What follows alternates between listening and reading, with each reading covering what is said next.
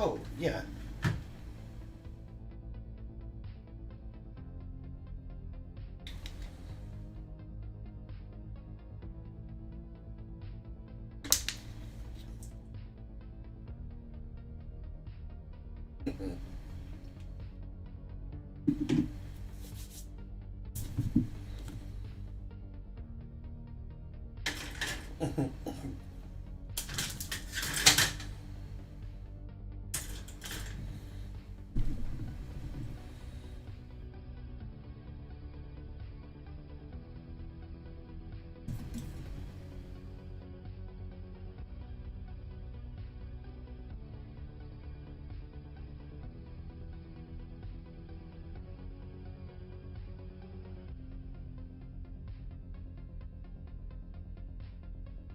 Is that the first time you've ever seen her have a shot before like that, or?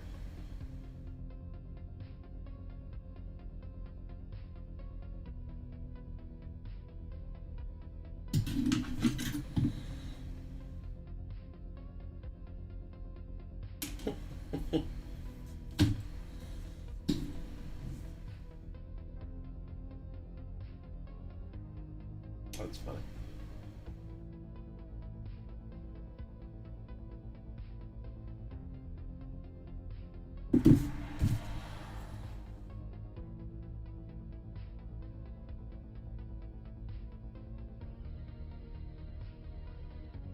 Turn the stream on.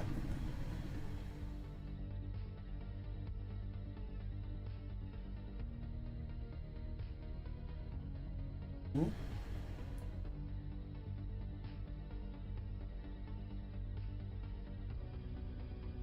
Hmm?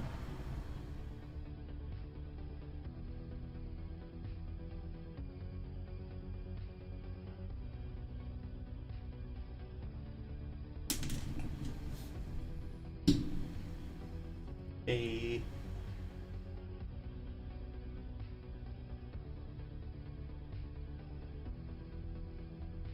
I keep this thing lower so it's not my.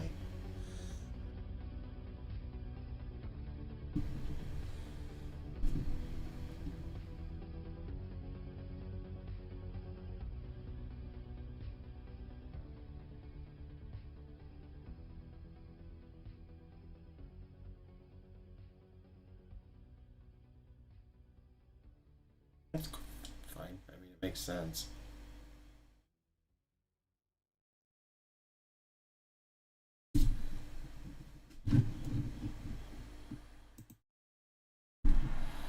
I'm probably just. I mean, most people would know that I probably am talking to someone.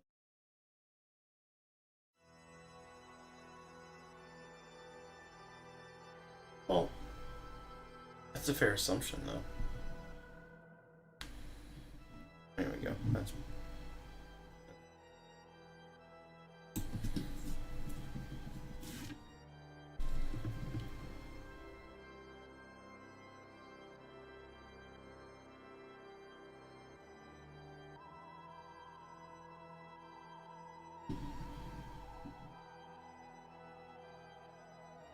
It's what? Say something.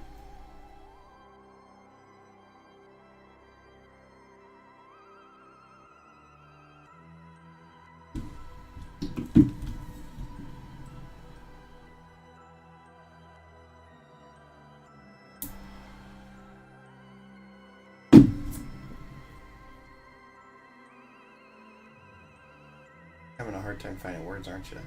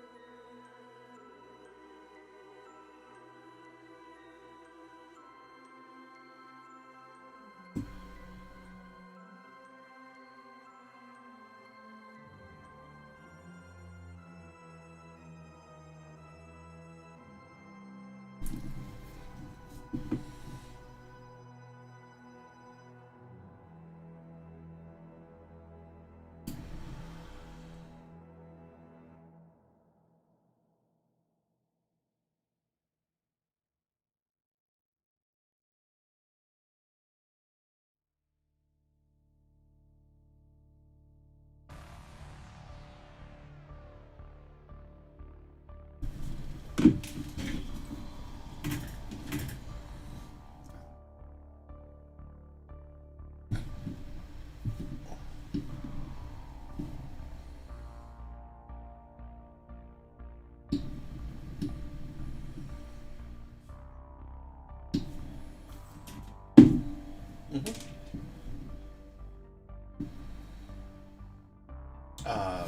Blue actually.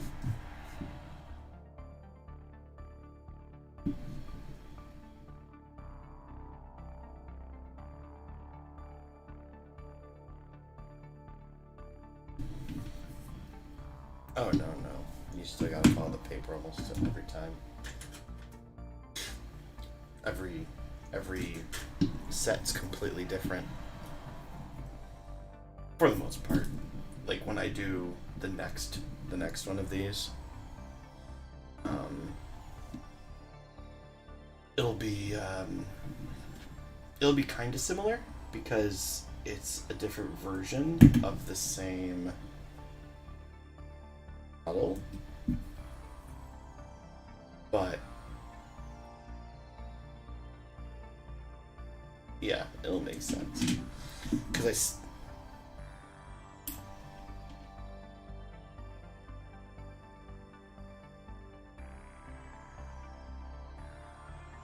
What do you mean? Like,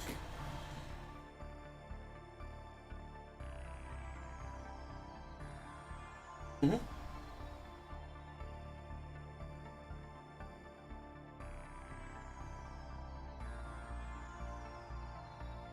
Mm-hmm.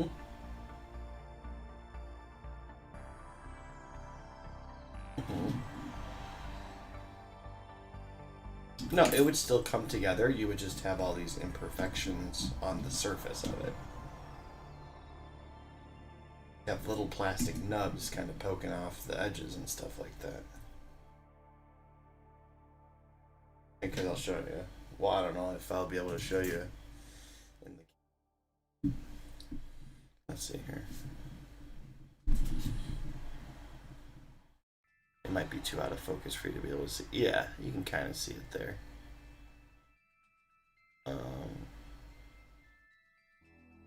Yeah. So what I do is, so when you cut something off one of the sprues, see kind of like how it's like thick right here, then it gets thinner, like right when you're getting close to the piece.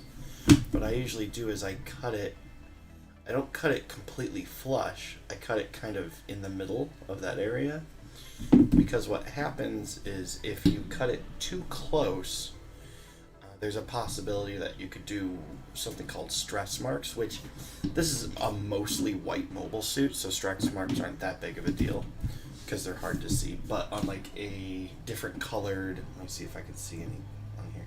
I mean, you can see them on here. They're not too bad. I mean, you can't see them because you'd have to really like be looking directly at it like I am right now.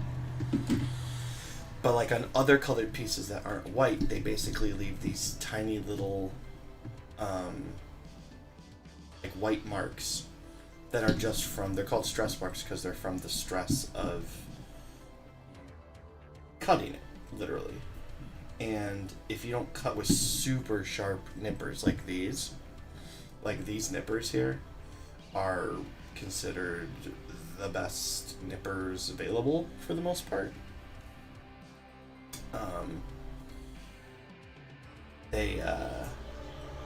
Then they'll leave those little stress marks. Now, you can fix stress marks by sanding them down, like I had been doing. But like I said, since stress marks are usually white, these are white pieces, even if I'm leaving behind stress marks, they're not even visible, so it doesn't really matter. That's the one nice thing about doing, like, this is probably the most white Gundam that there is. So I mean, there's white is a primary color on just about every Gundam there is. But it's usually also like blue and red and yellow and those kind of colors as well.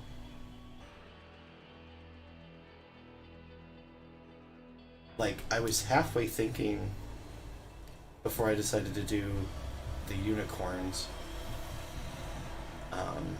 to do just a whole set of grandpas, like, or the RX 782s, the original Gundam. But there are,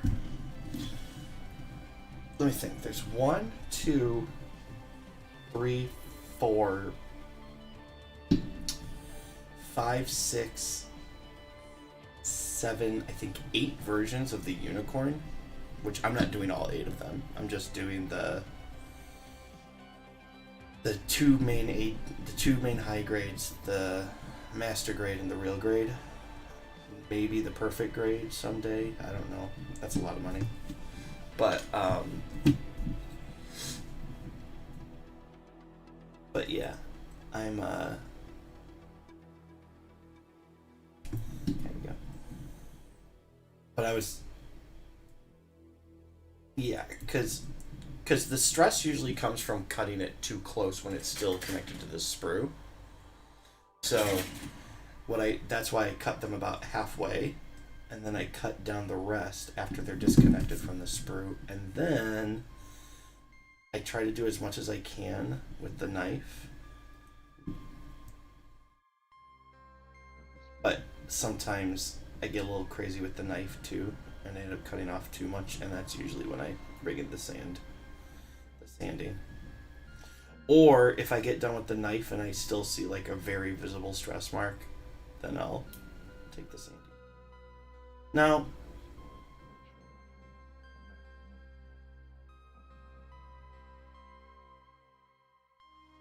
mm-hmm.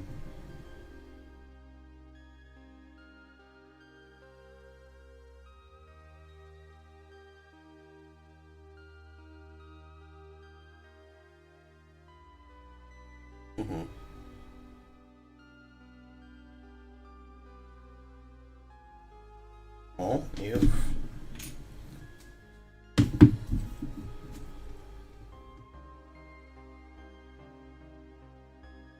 That's not that weird. I feel like I definitely used to do that too. Or, I'd spray super glue in my mouth so I could peel it all.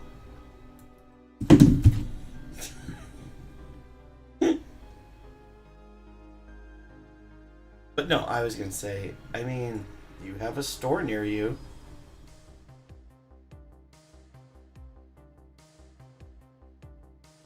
Get into this alone?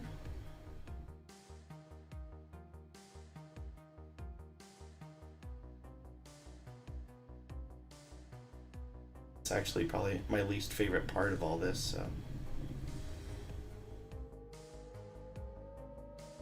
The part where I had to clean the pieces, not especially. I like putting it together. It's Legos. That's what it is for me. Alright, so this is... Yeah, probably. It's pretty particular about it, but if you could handle my particularities...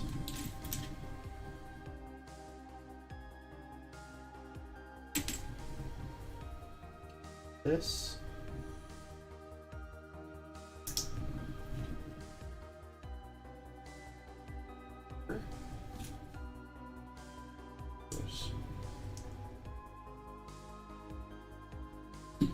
I've got a shoulder.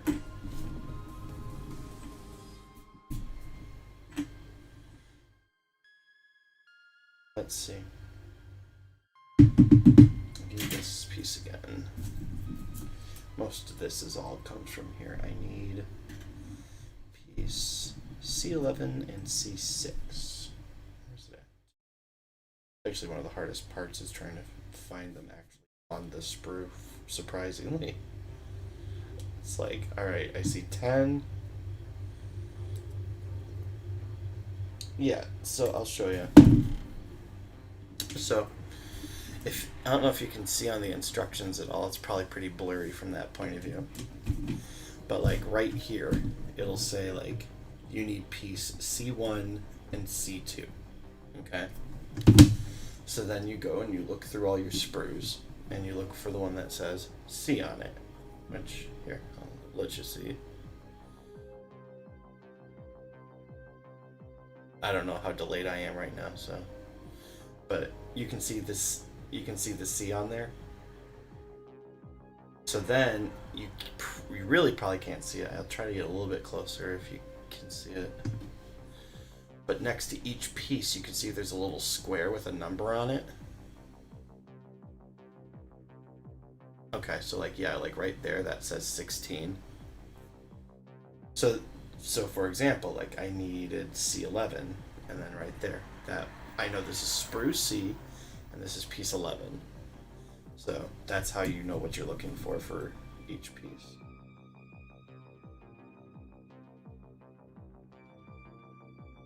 They've really figured out this whole thing.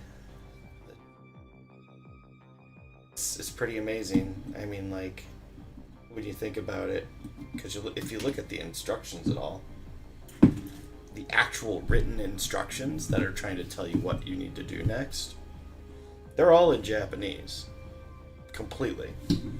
There's no English in these instruction manuals. So the fact that they were smart enough to figure out a way to be like, you know, we need to make it so our instruction manuals are simple enough that anyone in any country can read them.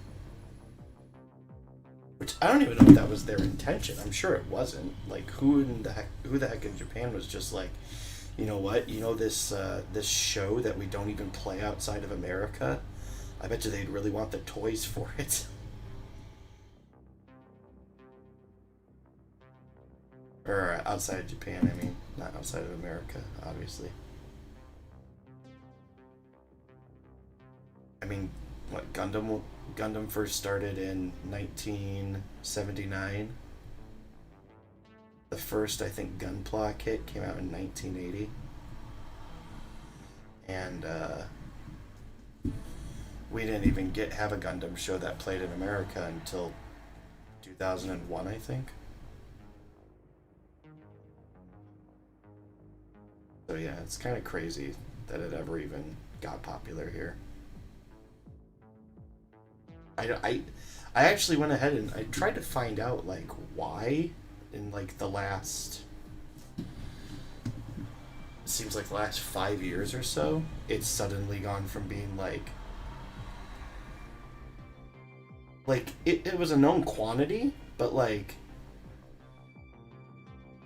people didn't really, you know, do it that much. I honestly still have no idea why all of a sudden it's just picked up. Yeah, because it really has. Because I'm telling you, when I was a kid, the only Gunpla you could find was, so, like I was saying, in 2001, Toonami, which was like an American like cartoon block, started playing Gundam Wing, which was like a fairly recent like Gundam show from Japan. And so when that was coming out, they started sending over Gunpla kits from Gundam Wing specifically. So like if you ever look at my big collection over there, right? They're all separated by like grade. That's really the only separator between them. Like they do a little bit of separation between TV shows, but for the most part, grade is the main thing that they separate for, right? So these Gundam kits that would come over, they weren't a grade or anything like that. They would just be like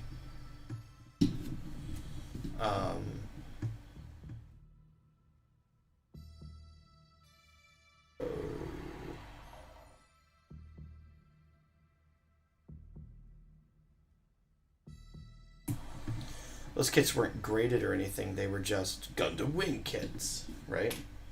And that was it. That's all you could find, was just those Gundam Wing kits. And they even translated it into English and everything. Like, it was... You could find them in Toys R Us and everything. And I had all of them. Every single one of them.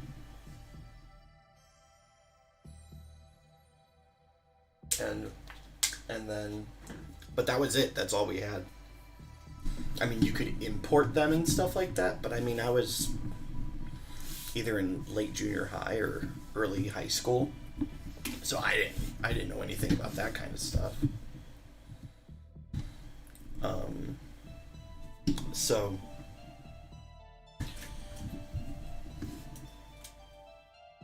yeah, and then I built them, and I can't even, honestly, it's really weird to me to think about it, because when I was a kid, like, when I told my dad, I was like, oh, I want to get into, like, model making. He thought that was totally cool. Like, he didn't know I was talking about Japanese robots. He thought I was talking about, like, cars and stuff. But still, he was like, whatever, man. That's like a very boy thing to do. I'm totally hyped about that. Like, and so I remember he helped me figure out what I needed to put them together. But the thing was like, back then, I mean, there's hobby nippers and stuff, but like, that kind of thing wasn't as super important for like American made models and stuff like that. So I mean, I think back now and I'm like, what did I use to cut these things? Because it was still basically the same thing. You'd get the sprues, you chop them out of the thing that you cut them out of the sprues, you put it together, you snap it all together, you have some stickers that you put on it, or paint if you want to paint them. I tried to paint one of my Gunpla back then with like a paintbrush and like enamel paint, and that was a mistake. I mean, it's possible, but like, I had no clue about like thinning paints or any of that stuff. It was a real mess.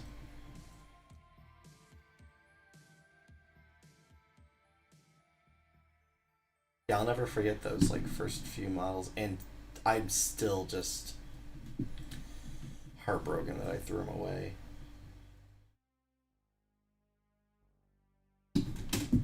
They were very cool for what they were.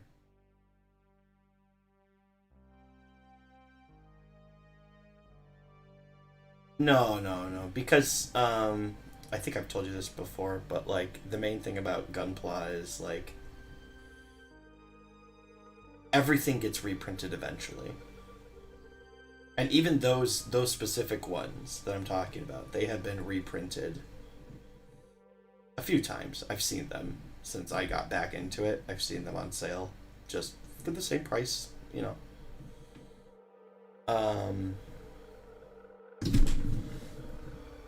Actually, what's crazy right now is the very first Gunpla that were ever built. It was 3 kits that they made. It was the original Gundam and the Zaku. It's 3 characters, 3 of the most important characters in the show, I guess you'd say. And I just saw the other day, because this year, actually 2020, remember I told you the very first Gunpla that ever came out was in 1980. So, this year is the 40th anniversary of Gunpla. So they've been doing a bunch of stuff to kind of celebrate. And one of the things that they did was they actually reprinted those first 3 Gunpla models. So if you wanted to, you could go right now and just buy the original Gunpla. And they're like $6. Like, they're not like, it's not like an anniversary special edition thing. It's just like yeah, that's how much these things are worth now. Well, they show They show there's a really interesting video that I watched one time that was a video from inside the Gunpla factory, the Bandai's factory where they make the Gunpla. And like basically what I learned from watching it was that when they make a plastic mold to make a Gunpla, they make it and then they never get rid of it. They keep it forever. So no matter what, like as long as they want to, as long as they think they can sell it, we'll reprint that one again eventually.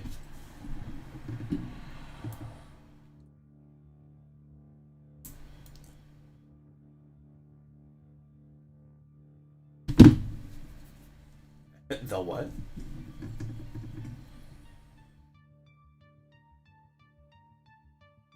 Well,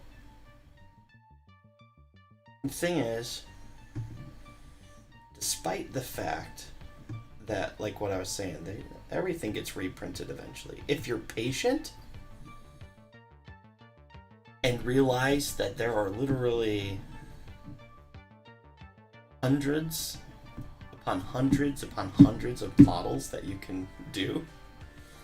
I mean, just between high grade and master grade, there's probably about 600 models just right there. 600 models, that's so many. Then say you get into like super customization and stuff like that, right? Say you get into painting. Well then, hey, I have a unicorn, but I want to make like a bright pink version of unicorn. You have to buy another unicorn and paint it pink, right?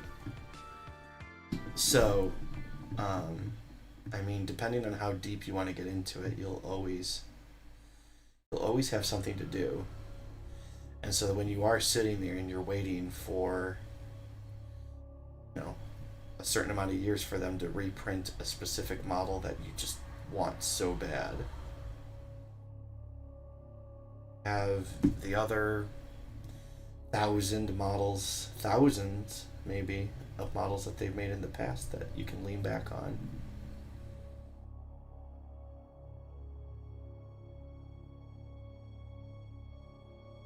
Which is nice. What do you want?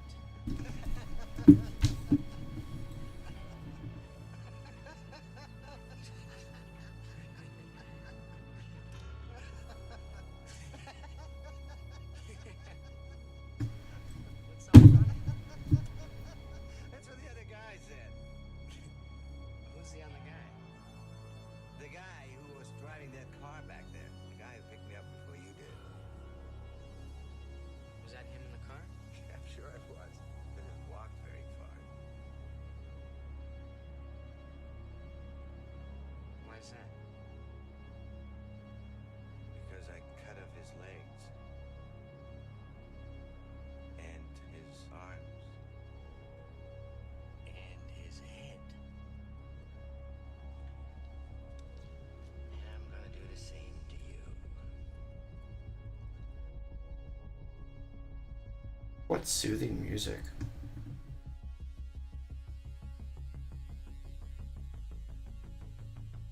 Hmm?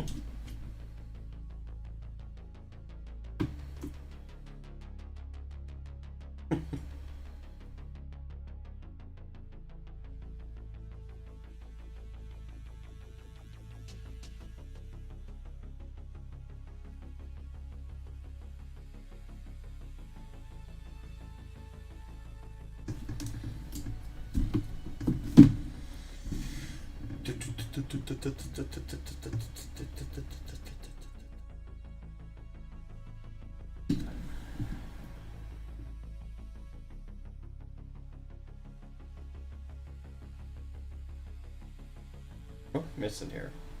Oh, right in front of my face.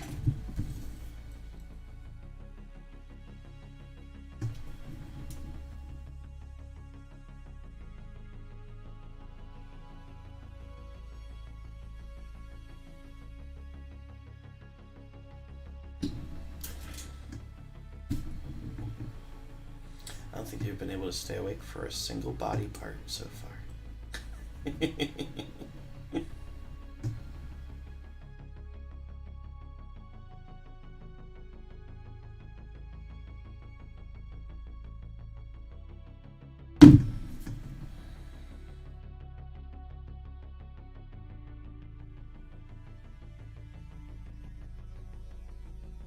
I throw that back? Yeah, I did, whatever.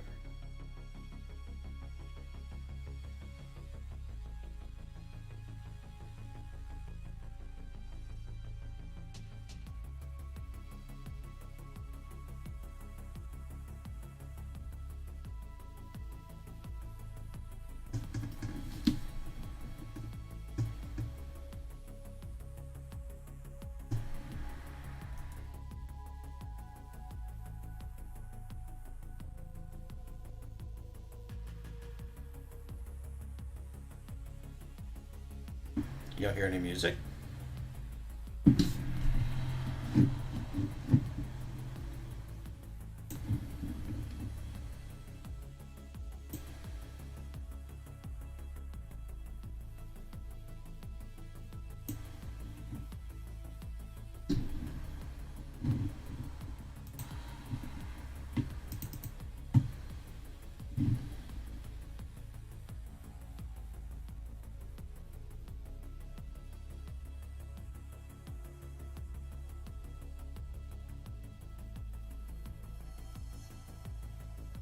Let me check something real quick.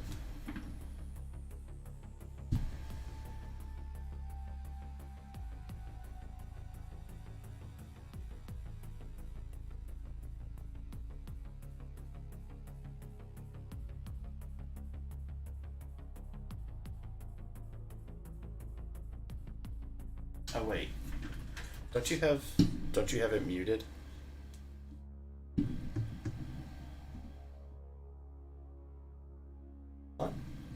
I just turned it on my phone and I could hear the music, so.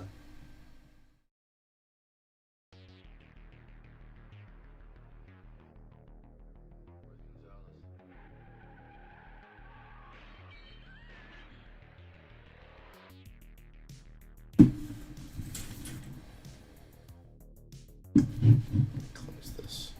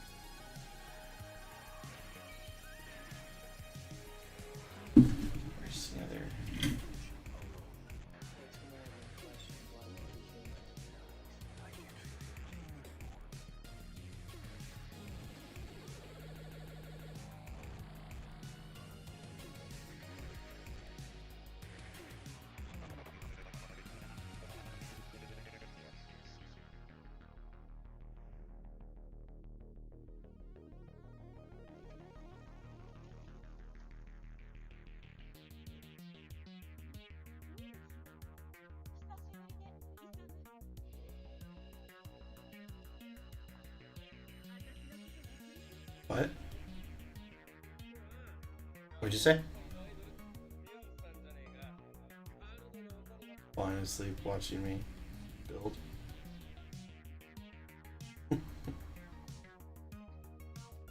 Here we go. Alright, so it's like that. Man, I must have cut that really good then, because I do not even see where I cut it at. Okay.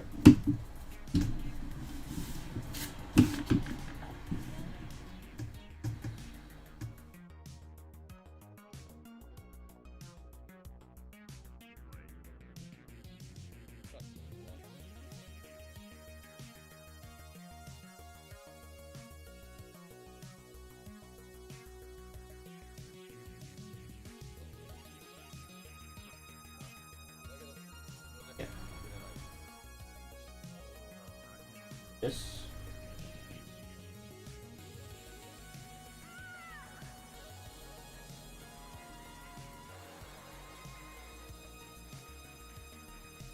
Ah, there we go. I figured it out. And then this goes like this. At a forearm.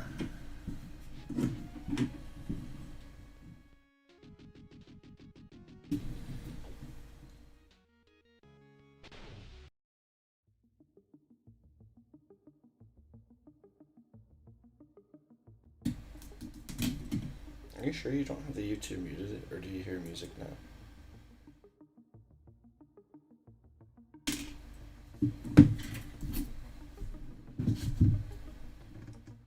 I definitely hear it when I brought up the YouTube feed on mine.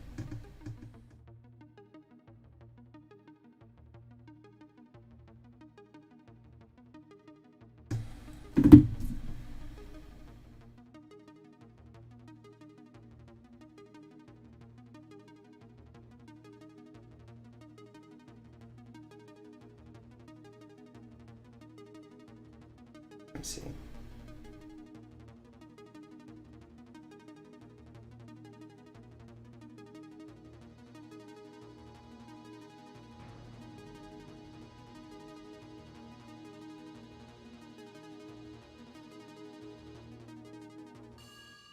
Well, I didn't know how much you would like the music anyway, because it's all like spooky synth music tonight.